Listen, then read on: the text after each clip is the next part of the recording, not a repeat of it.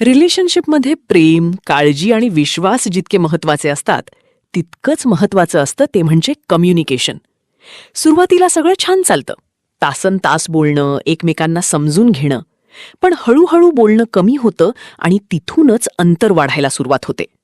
जेव्हा दोन माणसं मनातलं बोलणं थांबवतात तेव्हा गैरसमज आपोआप वाढतात. अनेक वेळा लोकांना वाटतं की तो किंवा ती मला समजून घेईल, म्हणून काही गोष्टी न बोलताच राहतात. पण खरं म्हणजे न बोललेले विचारच नात्याला सर्वात जास्त नुकसान करतात.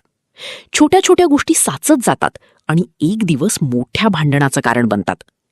कम्युनिकेशन नसल्यामुळे आपण एकमेकांपासून इमोशनली दूर जाऊ लागतो. याउलट जेव्हा नात्यात मोकळेपणाने संवाद होतो तेव्हा समस्या मोठी होत नाही.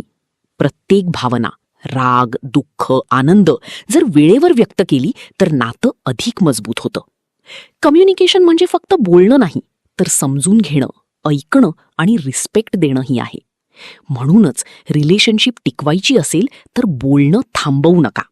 कधीकधी एका छोट्या कॉन्व्हर्सेशनमुळे मोठं नातं वाचू शकतं.